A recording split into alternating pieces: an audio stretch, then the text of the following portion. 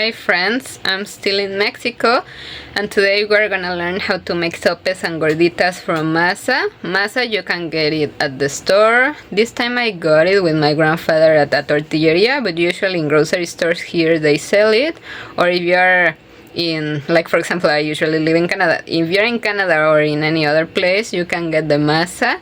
Make sure it's Mexican masa, like Mexican corn flour, because if you get the Colombian one or other kinds, then you get different products. Like for example, they have something very similar, but that makes arepas. So for the Mexican kind, we're using Mexican products. And in this video, I'm gonna show you how to make sopes and gorditas. It's from the same dough. We're gonna use masa again, but sopes, it's like a topping, and gorditas, they are filled with whatever topping you like. I'm gonna show you both ways and I hope you like it.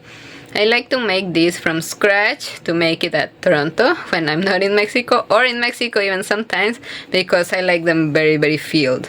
And you can control that only if you make it at home. So let's go with the recipe. First, prepare the fillings and toppings.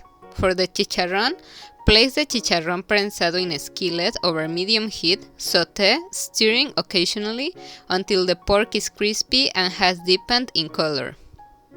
Note: chicharrón prensado is naturally seasoned. No additional salt or oil is required.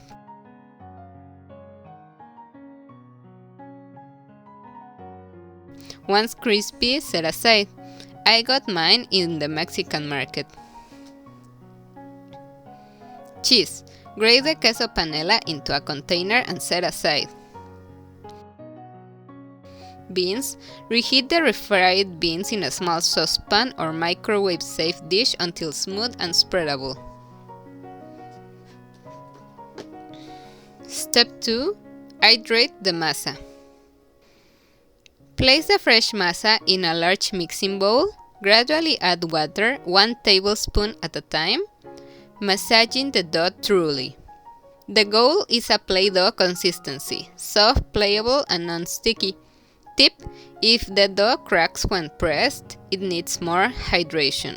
If it becomes too wet, simply add a small amount of corn flour to fix the texture. By the way, Mexican corn flour and Colombian corn flour are different, so make sure to use the Mexican. Form and sear. Divide the masa into medium-sized spheres and flatten them into thick discs, approximately 1 cm thick. Heat the same skillet used for the chicharrón to medium heat. We will use the pork grease to fry the masa. This enhances the flavor. Sear the disc over medium heat until golden brown on both sides and fully cooked through, around 5 minutes each side.